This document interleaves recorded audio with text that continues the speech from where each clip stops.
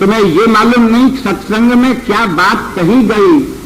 बोले बात तो कुछ समझ में बात बैठी नहीं, बस ये था, हाँ बोलते बहुत अच्छा है, इसलिए सुनने जाते हैं। हमने सत्संग सुना भी है, हमने सत्संग में समय भी दिया है, लेकिन उस सत्संग का जो तत्व है, उसका जो सार है, बुद्धि उसको ग्रहण नहीं कर पाई। तब ये प्रार्थना करनी पड़ेगी कि आप जैसे कृपा करके सत्संग में बुलाते हैं, ऐसे हमको समझ भी दो कि इसमें क्या कहा गया, इसको हम समझ सकें। इसलिए सेवक जी महाराज बोले श्री हरिवंश कृपा मति पाऊं, कि बार बार कृपा को मनाया है। पहले प्रक्रम से सेवक जी महाराज बोले देह सुबुद्धि कृपा करी मोह, व्यास नंदन मेरे ऊपर ऐसी कृपा करो कि मेरी ये जो बुद्धि है ये सुबुद्धि बनकर और आपके मर्म को, आपकी उपासना को, आपके धर्म को समझ सके, ऐसी सुबुद्धि का प्रकाश करो। यहां कह रहे हैं श्री हरिवंश कृपा मति पाऊं, बोले तब रसिकन को गाय सुनाऊं। मुझको श्री हरिवंश महाप्रभु ने जो सुमति दी, और सुमति देकर जो अपनी उपासना को, अपने धर्म को, प्रिया प्रीतम के रस को, उनके प्रेम को, उनकी लीला को मेरी बुद्धि में जो उन्होंने प्रदान किया, उस कृपा से प्रदत्त जो उनकी धरोहर है, वो मैं इन सब रसिक जनों को, आप सब रसिक जनों को बता रहा हूं। बोले कि कैसा है, कि क्या धरोहर है? आगे फिर बोले, इसी बात की पुनरावृत्ति की है। बोले श्री हरिवंश जो श्रीमुख भाखी, सो बन भूमि चित्त में राखी, हो लघुमति नहीं लहो प्रमाना, जानत श्री हरिवंश सुजाना, नव पल्लव फल फूल अनंता, सदा रहत ऋतु शरद बसंता, श्री वृंदावन सुंदर पाताई, श्री हरिवंश नित्य प्रति गाई। ये वृंदावन के स्वरूप का, जिस वृंदावन का हम भजन करते हैं, जो हमारा उपास्य श्री वृंदावन है, उसका स्वरूप क्या है, इसका एक संकेत सेवक जी दे रहे हैं कि श्री हरिवंश जो श्रीमुख भाखी। बोले श्री हरिवंश ने जिस वृंदावन का वर्णन अपने श्रीमुख से किया है, उसी उनके द्वारा बताई हुई भूमि को मैंने अपने चित्त में रख लिया। श्री हरिवंश जो श्रीमुख भाखी, सो बन भूमि चित्त में राखी। बोले श्री हरिवंश ने किस वृंदावन की भूमि का बखान किया, किस वृंदावन की भूमि का दर्शन कराया, तो इसका उल्लेख मिलता है श्री चतुरासी जी में महाप्रभु जी ने श्री वृंदावन के स्वरूप का दर्शन कराया। ये जो हमारी होली का पद है, ये होली के पद के प्रारंभिक जो 6, 7, 8 पंक्तियां हैं, वो सारे का सारा श्री वृंदावन के स्वरूप का दर्शन है। और हम समझते हैं कि अपनी वाणी जी में श्री हरिवंश महाप्रभु ने इतना स्पष्ट और विशद जो वर्णन है, ये श्री वृंदावन का अन्य किसी पद में इतने विस्तार में नहीं मिलता। उस वृंदावन के स्वरूप के विषय में श्री महाप्रभु जी बोले, इसको बहुत विस्तार में नहीं जाना है, लेकिन बात आएगी तो कहना तो पड़ेगा।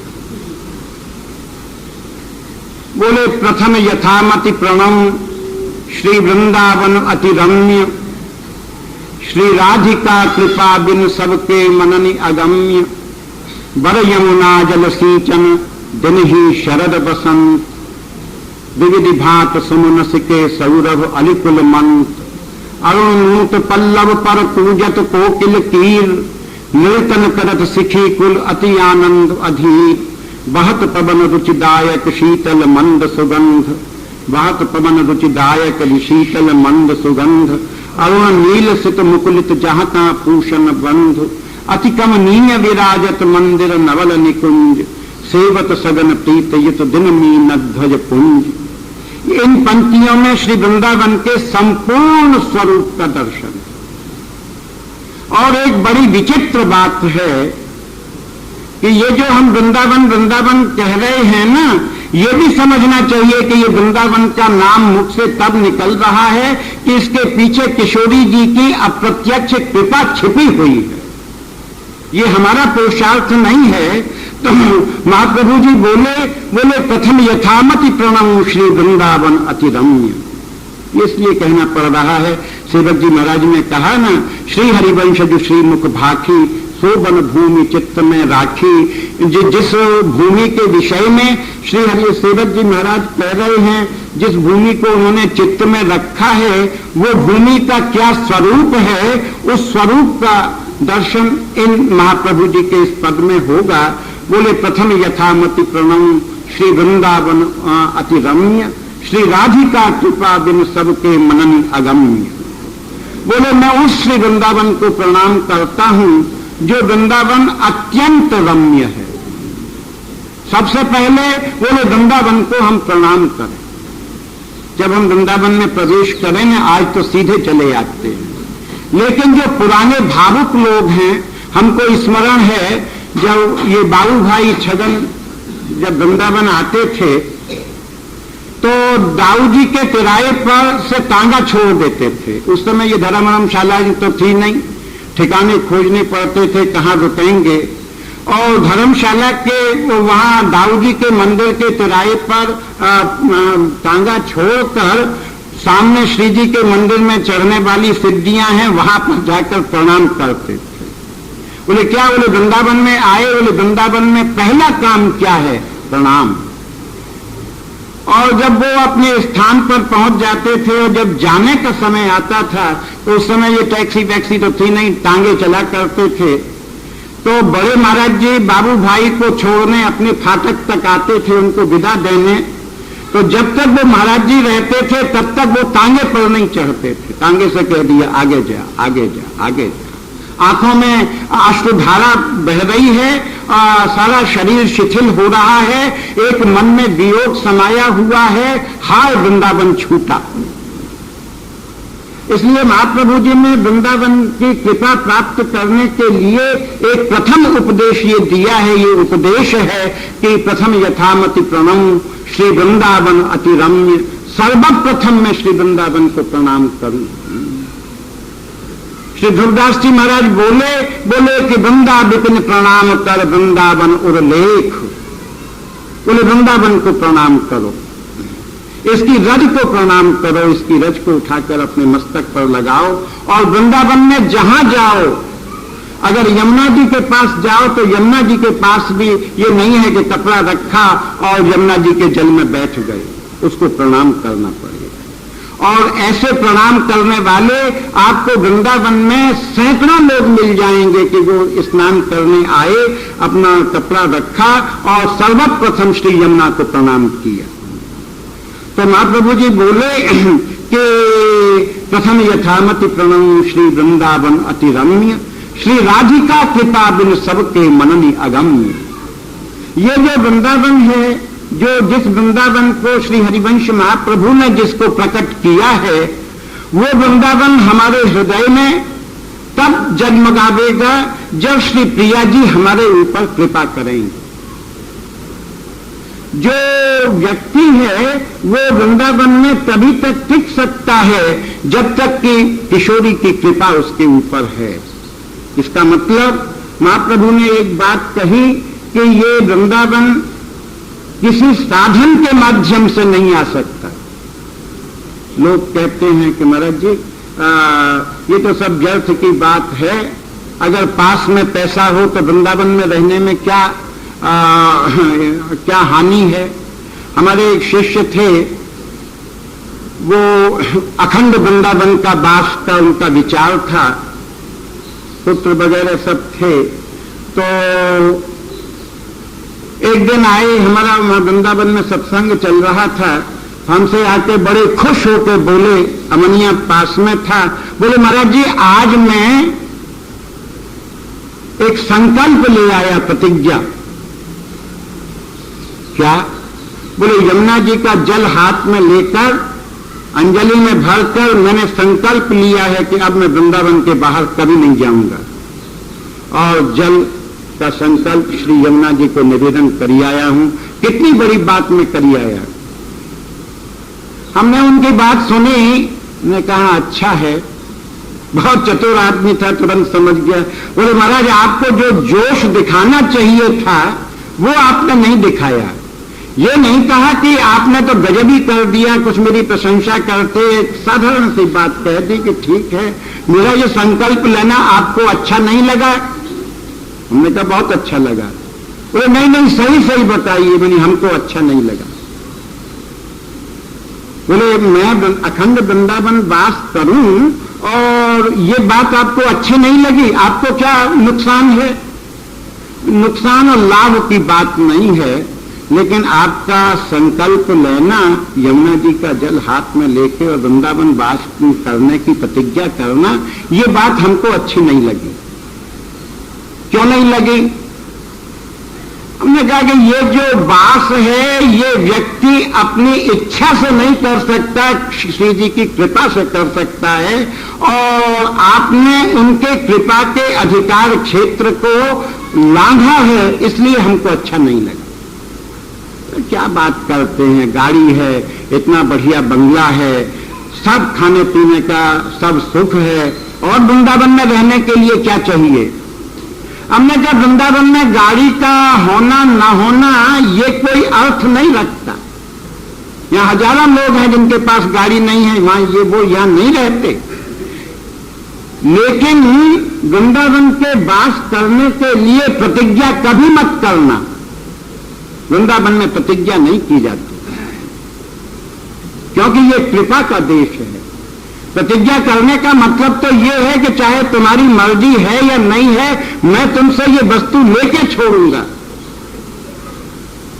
इस बात समझ में आई तो बोले मुझे क्या करना चाहिए था? मैंने आप यमुना जी का जल उठाकर और यमुना जी को प्रणाम करते हुए प्रार्थना करना कि इस जीव के मन में एक अभिलाषा है कि मेरा बाहर आना जाना छूट जाए और मैं नित्य निरंतर आपकी गोद में मैं वास करूं, ऐसी मेरे मन की अभिलाषा है। अगर आप इसे मुझे इस योग्य समझें तो मेरे ऊपर इतनी कृपा करना। ये प्रार्थना की भूमि है वृंदावन, ये वृंदावन प्रतिज्ञा की भूमि नहीं है। हमने कहा आप राधा सुधा नदी पढ़ते हैं, फिर भी प्रतिज्ञा करिए आए। महाप्रभु नहीं कह सकते थे कि मैं इस बात की प्रतिज्ञा करता हूं? कहीं अपने मुख से प्रतिज्ञा शब्द नहीं निकाला, अपने मुख से जब निकाला ऐसी कृपा करो दीन बनकर प्रणाम की मुद्रा में। जब भी अभिलाषा की तो अभिलाषा की, और उस अभिलाषा में भी अपनी मर्जी नहीं मिलाई, उनकी मर्जी कर दी। इस बात को श्री महाप्रभु जी ने इसका संकेत किया कि प्रथम यथामति प्रणव श्री वृंदावन अतिरम्य, श्री राधिका कृपा बिन सबके मनन अगम्य। जब कृपा से जो वृंदावन हमको जिसका दर्शन होगा, वो वृंदावन कैसा है उसका बड़ा मार्मिक चित्र दिया है कि बहुत बड़ यमुना जल सींचन दिन ही शरद बसंत। इस वृंदावन का की जो यमुना है, ये वृंदावन की यमुना जो इस वृंदावन का की सिंचाई करती हैं, इसका सिंचन करती हैं, ये जो श्री यमुना कहती हैं, बोले अपने श्रेष्ठ जल से इस संपूर्ण वृंदावन धाम का सिंचन करती है। बोले महाराज जी ये यमुना, बोले कि ये यमुना भी उसको मत समझना जो यमुना सारी दुनिया में जिस यमुना का जो स्वरूप प्रचलित है वो यमुना हमारी नहीं है। यमुना को जो सबसे बड़ा सम्मान दिया गया, वो सम्मान दिया गया वल्लभकुल संप्रदाय में, और उसको वल्लभकुल संप्रदाय में श्री यमुना जी को सम्मान देते हुए इनको श्री कृष्ण की पटरानी घोषित कर दिया। यमुना कौन है? बोले कृष्ण की पटरानी। इससे बड़ा कोई पद अन्य किसी के पास था नहीं। महाप्रभु जी से पूछा कि आप यमुना जी को पटरानी मानते हैं? बोले नहीं नहीं नहीं, पटरानी का क्या काम है। हमारी यमुना हरिवंश की यमुना पटरानी नहीं है। हरिवंश की यमुना क्या है? बोले ये हरिवंश की यमुना जुदी है। सामान्य जो यमुना है वो यमुनोत्री से आती है और प्रयाग में जाकर गंगा में मिलकर गंगा का सहारा लेकर समुद्र में में विलीन हो जाती है। सामान्य यमुना ये है जो हम इस यमुना का प्रकट दर्शन करते हैं। लेकिन हमारे जो श्री वृंदावन की यमुना है, ये वृंदावन की यमुना कैसी? बोले देखिए, ये जो हम चर्चा कर रहे हैं, इसमें आप जो बात सुन रहे हैं, ये सब अगर इसको थोड़ा सा भी बात समझ में आ गई तो आपकी मानसिक उपासना में, वृंदावन की भावना करने में इससे आपको बड़ा सहयोग मिलेगा। ये यमुना वृंदावन की, बोले वृंदावन की यमुना कुंडलाकार है, कुंडलाकार, प्रथम कुंडलाकार सुभग श्री यमुना सो है। बोले कुंडलाकार का मतलब, बोले वृंदावन की यमुना न कहीं से आती है न कहीं पर जाती है, ये नित्य निरंतर वृंदावन के चारों ओर प्रेम की नदी के रूप में प्रवाहित होती रहती है। दूसरी बात यह है कि ये जो श्री यमुना है, महाप्रभु जी ने इसको किस रूप में दर्शन किया, इसका बड़ा तात्विक स्वरूप महाप्रभु जी ने यमुना जी का बताया अपने यमुना अष्टक में। यमुना अष्टक का जो तीसरा श्लोक है, वो श्री हरिवंश के द्वारा जो यमुना प्रकट की गई है उनका स्वरूप है। महाप्रभु जी बोले कि ब्रजेंद्र सून राधिका हृदय प्रपूर्यमाण योर महारसाब्धि पूरी योरी वाति तीव्र वेगतः वहिष्ठमुच्छलन नव प्रवाह रूपिणी महम भजे कलिंद नंदनीम दुरंत मोह भंजनीम। ब्रजेंद्र सून राधिका हृदय प्रपूर्यमाण योर, हरिवंश की यमुना। बोले ब्रजेंद्र सून कौन है? बोले श्री कृष्ण लाल जी। श्री प्रिया, इन दोनों के हृदय में जो पूर्णतम प्रेम है, इन दोनों के हृदय में जो प्रेम पूर्ण रूप से भरा हुआ है, गजेंद्र सून राधिका हृदय प्रपूर्यमाण योर महारसाब्धि पूरी योरी वात तीव्र वेगतः। उनका प्रिया प्रीतम के हृदय में भरा हुआ प्रेम, उनके हृदय में भरा हुआ अनुराग, ये रस बनकर तीव्र धारा से श्री यमुना जी के रूप में प्रवाहित हो रहा है। ब्रजेंद्र सून राधिका हृदय प्रपूर्यमाण योर महारसाब्धि पूरी योरी वाति तीव्र वेगतः वही समुच्छलन नव प्रवाह रूपिणी महम। उनका जो प्रेम है, जो तीव्र गति से प्रवाहित हो रहा है, उसमें जो बड़ी बड़ी लहरें पड़ रही हैं, उन लहरों में जो बड़ी बड़ी लहरें, तरंगें उसमें जो उछल रही हैं, क्रीड़ा कर रही हैं, ऐसी जो श्री यमुना है, उस यमुना को मैं प्रणाम करता। ये हरिवंश महाप्रभु की यमुना, ऐसी जो श्री यमुना है, इसका मतलब बड़ी मार्मिक बात है। आप जब वृंदावन जाएं और वृंदावन में जाकर जब श्री यमुना जी में स्नान करें, ऐसा कभी मत समझना, ऐसा कभी मत सोचना मैं किसी पवित्र नदी के जल में स्नान कर रहा हूं। नदियां तो बहुत हैं, यमुना भी है, गंगा भी है, नर्मदा भी है, ताप्ती भी है, गोदावरी भी है, सरस्वती भी है, सैकड़ों नदियां हैं और सारी नदियां पवित्र हैं। तो हम ये समझें कि जैसे सैकड़ों पवित्र नदियां हैं, उनमें से एक यमुना भी एक नदी है और इसमें हम स्नान कर रहे हैं, पुण्य मिलेगा, ये दृष्टि कभी मत रखना। जब उसमें स्नान करो, यमुना जी में गोता लगाओ, उसमें डुबकी लगाओ, तो मन में ये भावना रखना, मेरे ऊपर कितनी श्री जी की कृपा है कि मैं प्रिया प्रीतम के प्रेम के रस में स्नान कर रहा हूं, उसमें उस रस में डुबकी लगा रहा हूं। तो बोले कि बड़ी यमुना जल सिंचन दिन ही शरद बसंत। वृंदावन में हमेशा शरद ऋतु और बसंत ऋतु 12 महीने विराजमान रहते हैं। बसंत ऋतु वन का श्रृंगार है, शरद ऋतु रात्रि का श्रृंगार है। ये वृंदावन में न कभी अमावस्या होती है, न वृंदावन में कभी दोज तीज होती है।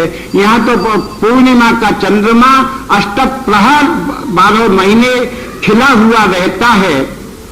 और बल्कि देखा जाए कि दो चंद्रमा, वृंदावन की ये विशेषता है, यहाँ 2 चंद्र खिले रहते हैं। एक चंद्रमा आकाश का है, एक चंद्रमा भूतल का है। भूतल का चंद्रमा कौन है? श्री प्रिया का मुखामुख चंद्र, ये भूतल का चंद्रमा है।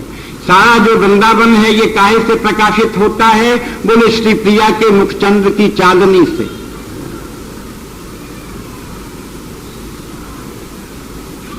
शरद ऋतु उज्ज्वलता का प्रतीक है और वृंदावन हमेशा उज्जवल बना हुआ रहता है शरद के कारण।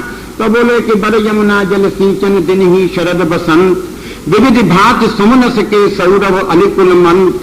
यहाँ पर नाना प्रकार के पुष्प वृंदावन में खिले हुए रहते हैं और उन पुष्पों की सुगंध से सारा वृंदावन नित्य निरंतर सुरभित बना रहता है, सुगंधित बना रहता है। उसके सुबास से सारा वृंदावन का वातावरण व्याप्त रहता है। तो बोले कि विविध भांति सुमनस के सौरभ अलिकुल मंत, अरुण मूत पल्लव पर पूजत कोकिल की। बोले आम के वृक्ष पर जब नई नई कोपलें आती हैं तो उन नई नई कोपलों से जब आम का जब फल आता है न तो पेड़ में बसंत ऋतु का आगमन होता है तो उसमें नई नई कोपल आ जाती हैं, लाल कोपल, उससे वो सारा वन आच्छादित है। बोले कि अरुणूत पल्लव पर ऐसे आम के नवीन पत्ते वाले वृक्षों के ऊपर कोयलों का झुंड बैठा रहता है, तोतों का झुंड बैठा रहता है। और वो झुंड का झुंड बैठकर क्या करता है कि वहां लताओं के वृक्षों के ऊपर बैठकर और एक ही नाम से सारे वन को गुंजाता है, श्री राधा श्री राधा श्री राधा। इसका चित्रण श्री महाप्रभु जी ने कहा ना कि राधा यशो मुखर मत खगावली के, जिन लताओं के ऊपर वृक्षों के ऊपर ये जो ऐसे ऐसे कोयल ये गाते हैं। अब बात यह है समय कम है, कोयल क्या बोलती है, तोता क्या बोलता है, किस तरह से वृंदावन में इनका कलरव होता है, इसका रहस्य क्या है, इसका समय नहीं है। इसका एक सामान्य परिचय बोले अरुणूत पल्लव पर पूजित कोकिल कीर, निर्जन करत सिखी कुल अति आनंद अधीर। सिखी कहते हैं मोर को। बोले वृंदावन में मोरों के झुंड मंडल बनाकर और नृत्य करते रहते हैं। मोरों के नृत्यों से उनके चरणों में घुंघरू बंधे हुए रहते हैं, उनको आभूषण कराया जाता है। वृंदावन की उपासना में मोर बड़ा सहायक है, बड़ा सहायक। ये जो मोरों का नृत्य है इसको देखने में प्रिया प्रीतम की अनुभूति होती है। कारण कि कभी कभी इनके नृत्यों को देखकर इनके मन में ऐसा उमंग उत्पन्न होता है कि ये लाल जी और प्रिया जी स्वयं मोर और मोरनी बन जाते। बोले क्या बात कहो, कुछ तो बात ठिकाने की कहो, कहीं मोर मोरनी होंगे? बोले हाँ हैं भैया, और इसका दर्शन भी है। इस स्वरूप का जहां प्रिया प्रीतम मोर और मोरनी बनकर नृत्य कर रहे हैं, इसका अगर प्रकट दर्शन करना हो तो बरसाने जाइए और मोर कुटी नामक स्थान है ऊपर, वहां जाइए, वहां आपको मालूम पड़ेगा कि प्रिया प्रीतम मोर और मोरनी बनकर दर्शन कर रहे हैं। उसका नाम ही मोर कुटी पड़ा इसलिए कि वहां पर किशोरी जी और लाल जी मोर बनकर नाचे।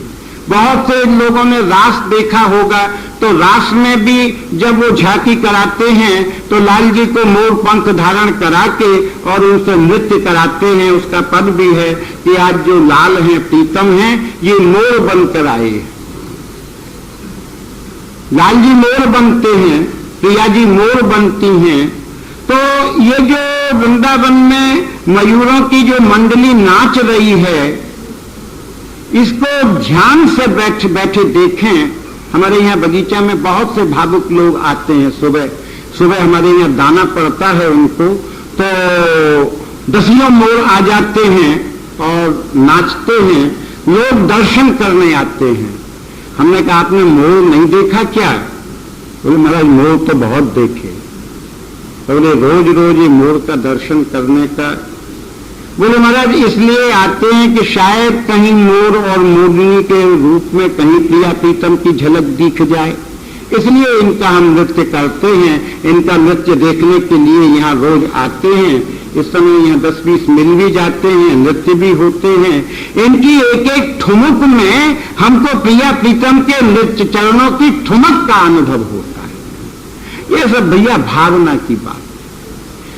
जब वृंदावन में लोग आते हैं तो ईंट पत्थर से बाहर निकलते ही नहीं हैं। उनको मोर नहीं दिखाई पड़ता, उनको तोता नहीं दिखाई पड़ता, उनको कोयल नहीं दिखाई पड़ती।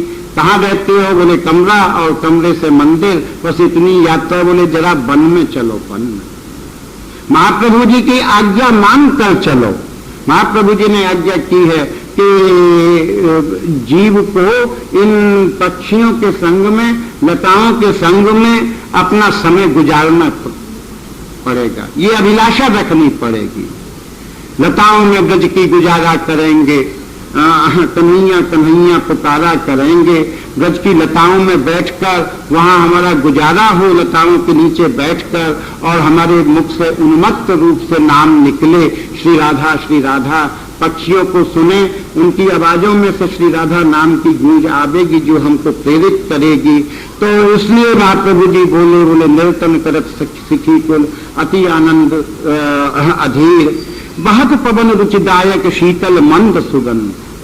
बोले वृंदावन में रुचि को देने वाला शीतल मंद सुगंध पवन हमेशा निरंतर प्रवाहित होता रहता है।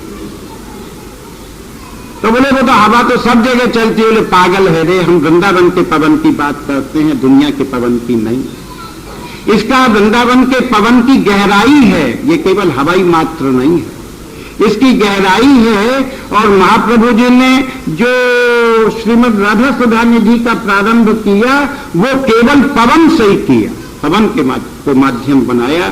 श्रीमद् राधा सुधा निधि जी के प्रारंभ में करते समय बोले यस्या कदापि बसमंचल खेलनोत्थो धन्याति धन्य पवनेन कृतार्थ मानी योगेन्द्र दुर्गम गतिर मधुसूदनोपि तस्या नमोस्तु विशुभान भुवो दिशेपि। उस दिशा को प्रणाम किया है जिस दिशा से वो पवन आ रहा है जो पवन श्री प्रिया जी के अंचल से निकला है। जब वृंदावन में पवन का अनुभव करो तो पवन जब हवा अपने शरीर में लगे, हमारे हृदय में जिज्ञासा होनी चाहिए, आहा हवा आई, पवन आया, शरीर में ये पवन लगा। बोले क्या बात है? बोले कि इसने हमको बड़ा विशुद्ध कर दिया, अब मैं खोज कर रहा हूं। बोले कहीं ये पवन वही तो नहीं है जब प्रिया जो है वो खेली हैं और खेलने से उनका जो श्री अंग पर धारण जो साड़ी है उसका जो अंचल है वो हिला है, और हिलकर उसमें से जो पवन निकला है कहीं वो पवन तो नहीं है।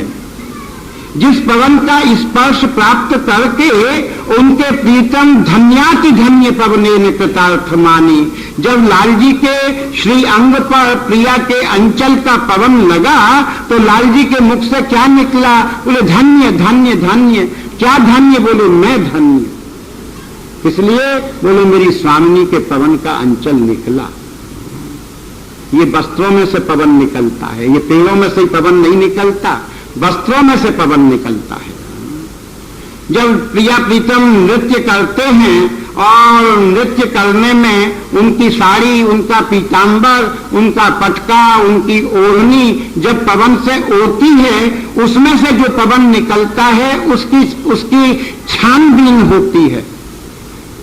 ललिता विशाखा आपस में चर्चा करती हैं, इस पवन में जो गंध है ये कहां से आई? विशाखा कहेंगी, अरे ललिता मुझे तो ऐसा लगा कि श्री जी की ओढ़नी का पवन आया है। विशाखा बोली नहीं, मुझे ऐसा लगा कि लाल जी का पीतांबर का से हिलने से जो पवन निकला वो है। इसी में चलता रहता है। फिर न्याय कराने जाते हैं प्रिया प्रीतम के पास, महाराज जी ये जो पवन एक विचित्र प्रकार की जिसमें उसमें सुबास थी, एक ऐसी शीतलता थी, ये कहां से निकला? आपका था कि इनका था? प्रिया कहें कि प्रीतम का, लाल कहें प्रिया का। सजी ने कहा कि नहीं, ये तो न प्रिया का न लाल का, ये तो युगल का संगीत था जो हमको, पवन था जो हमको आनंद दे रहा है। बोले बहत पवन रुचिदायक शीतल मंद सुगंध अरुण नील सुत मुकुलित जहां कहां पूषण बंध। उस श्री वृंदावन में कहीं पर लाल कमल खिले हुए हैं, कहीं पर श्वेत कमल खिले हुए हैं, कहीं पर पीत कमल खिले हुए हैं। 3 प्रकार के कमलों से जो सुशोभित श्री वृंदावन धाम है उसमें क्या है? बोले अति कमनीय विराजत मंदिर नवल निकुंज। उसमें एक बड़ा सुंदर एक मंदिर है, लताओं का बना हुआ एक कुंज मंदिर है, और उस कुंज मंदिर में सेवक सगन प्रीत ये तो दिन मीन ध्वज कुंज। वहां पर कामदेव के रतियों के झुंड वहां पर उन कुंजों का श्रृंगार करके प्रिया प्रीतम के विलास के लिए स्थल तैयार करते हैं। इस पंक्ति में जो महाप्रभु जी ने एक बात कही है वो बड़ी विचित्र है कि देखिए किसी भी दिव्य धाम में काम का प्रवेश नहीं है। न काम वैकुंठ में मिलेगा, न कैलाश में मिलेगा, न वो साकेत राम के धाम में मिलेगा, न वो कहीं किसी अन्य दिव्य धामों में भगवत धामों में काम नहीं मिलेगा। काम के लिए प्रवेश द्वार बंद है। बल्कि देखा जाए तो काम को जला दिया था, भस्म कर दिया था। प्रसिद्ध कथा है, काम जब सबसे मिलता हुआ चला तो उन्होंने सब देवताओं ने, यहां तक कि भगवान तक ने ये मन में विचार किया कि ये काम आ गया तो जब काम आ गया तो हम कहां रहेंगे? क्योंकि निश्चित बात है जहां काम रहता है वहां राम नहीं रहता, और जहां राम रहता है वहां काम नहीं रहता।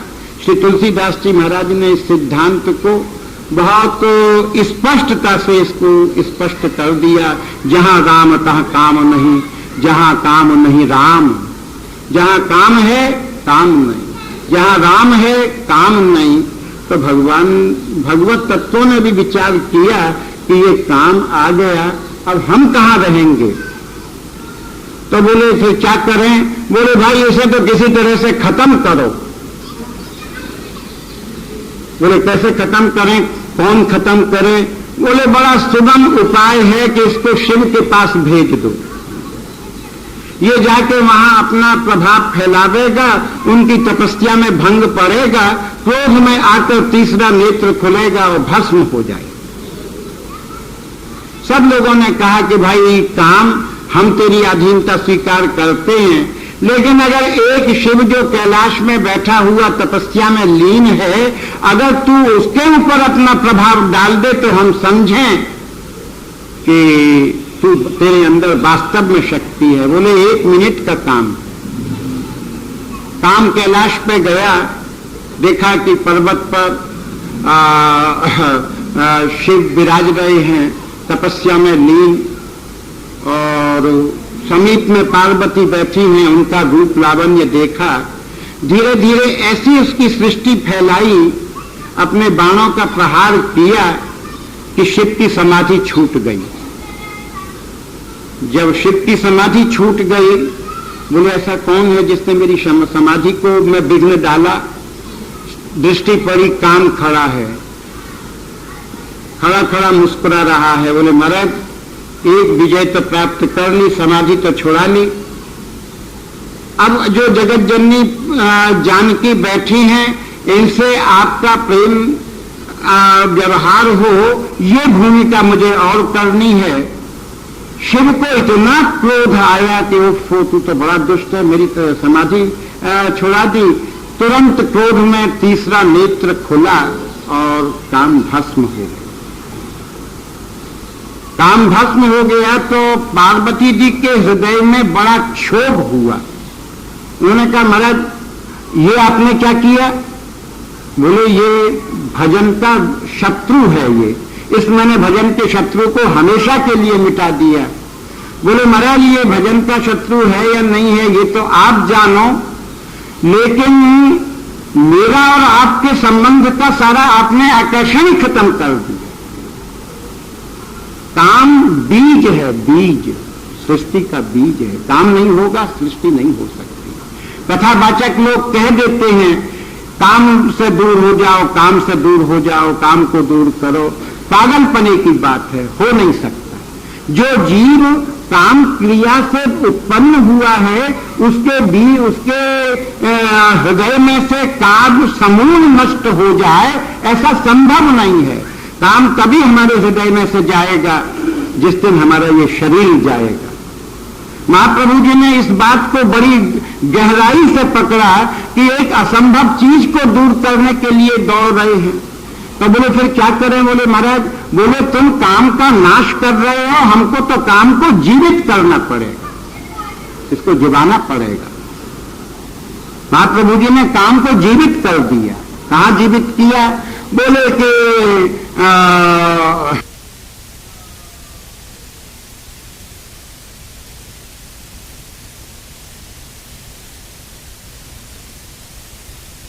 नागर उपासना। या मुख से ये नहीं कह सकते कि अंदर चलिए, अंदर चले, बातों में व्यवधान आवे। हम जो है वो सेवा करने वाली टहलने, हमको उपाय सोचना पड़ेगा। तो ललिता जी की दो भूमिकाओं की तरफ महाप्रभु जी ने इसका संकेत किया। बोले ललिता ललित रूप रस भीजी बूंद बचावत पाती। सारी सखियों का जो समूह है वो वहां पर एकत्रित हो गया।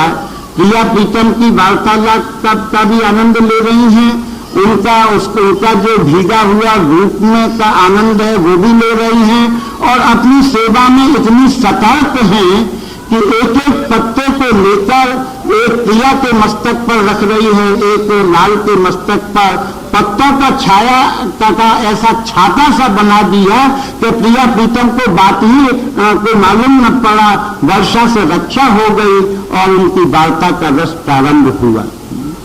उसका मतलब क्या है कि जो लीला का सुख देखकर उस सुख को झेल जाए, उसको पचा ले, वो बड़ा होता है।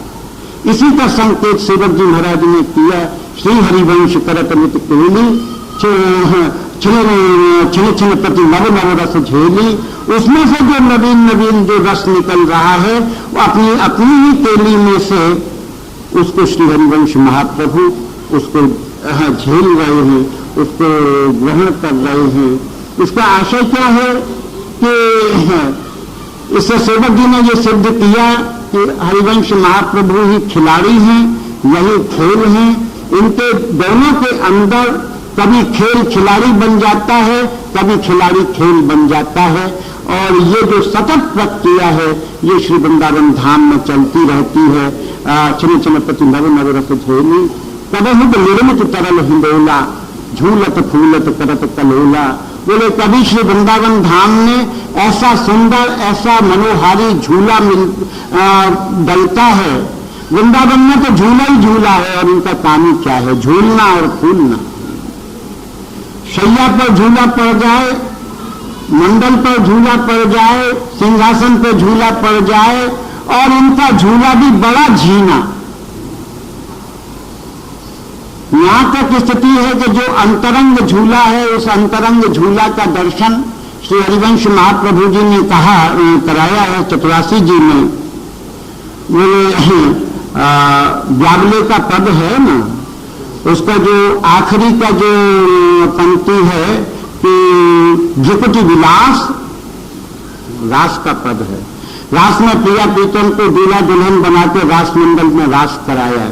जब समापन हुआ बोले महाराज जब रास तो बहुत हो गया, थोड़ा विलास भी करो। बोले हाँ विलास भी करेंगे। काहे से विलास करेंगे?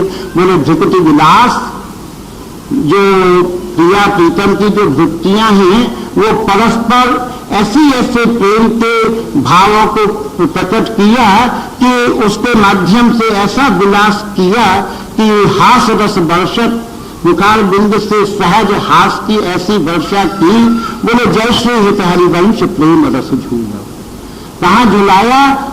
कि प्रेम के रस में झुलाया। क्योंकि झूला जो है ये झूला क्या है? बोले ये प्रेम का झूला है, प्रेम का झूला। ध्रुवदास जी महाराज ने इस झूला के विषय में कहा कि जो या प्रेम हिंडोरे झूले तिनका और सबई सुख भूले। अगर ये संसार के झूले से और संसार के दुखों से बचना है तो प्रिया प्रीतम के प्रेम के झूले में बैठ जाओ। इस झूले में बैठने के बाद अन्य जितने भी सुख हैं ये सारे के सारे सुख अपने आप भूल जाओ। जो या प्रेम हिंडोरे झूले तुमको और सबही सुख भूले। सेवक जी बोले तबही को निर्मित तरल हिंडोला।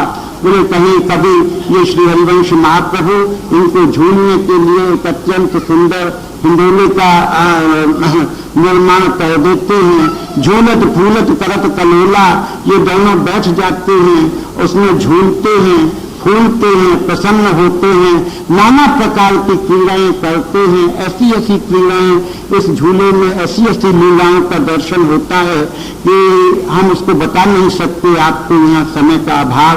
लेकिन इसका अगर आनंद लेना है तो अपना जो गतोत्सव है, जहाँ पर ये सारे उत्सवों के पद हैं, तो झूलाओं के जो पद हैं, झूलाओं में जो गाए जाते हैं, झूला के उत्सव में जिन पदों का गायन किया जाता है, आप उन पदों को थोड़ा देखें, उसको समझें। वृंदावन में जो लोग ये झूला में जाते हैं तो मंदिर में बैठकर बहुत से यहाँ के लोगों को भी उसका काफी कुछ अनुभव हो गया है। वाणी लेकर बैठेंगे, समाज में बैठेंगे तो इसमें आप देखिए कैसी कैसी लीला, कैसी कैसी छटाओं का दर्शन कराया है महात्माओं ने अपने भजन के बल पर, कि चित्त उसमें रमता चला जाता है। तो बोले कबहू को निर्मित तरल हिंडोला, जो झूलत फूलत करत कलोला, कबहू को नवदल से जगह चावही। निकुंज में कि ये दिनचर्या का उल्लेख सेवक जी ने किया है, वृंदावन में क्या होता है। बोले कभी नए नए दलों की, पुष्पों के नए नए दलों को लेकर उसकी सेज रचना की जाती है। श्री हरिवंश सुरत रति गावे, और जो प्रिया प्रीतम उस पुष्पों की सेज पर विराजमान होकर जो कुछ वहां पर अपना रास, अपना हास परिहास, अपना प्रेम का ये जो क्रीड़ा करते हैं, वो उसकी उस क्रीड़ा का जो अनुभव है, मैं उसका चाह कर भी उसका वर्णन नहीं कर सकता। इस तरह से सेवक जी ने वाणी का एक संक्षिप्त स्वरूप प्रकट किया। कल के चर्चा में सेवक जी महाराज की जो वाणी जी का चतुर्थ प्रकरण है उसकी थोड़ी सी चर्चा की थी। सेवक जी महाराज ने श्री हरिवंश वाणी का जो रहस्य है और उस वाणी में छिपा हुआ जो रस है, उसका विवेचन अपने इस चतुर्थ प्रकरण में किया है। इसके पहले 3 छंदों की चर्चा की थी। इसका चौथा छंद है जो बड़ा रमणीक है, बड़ा मधुर है। बोले कि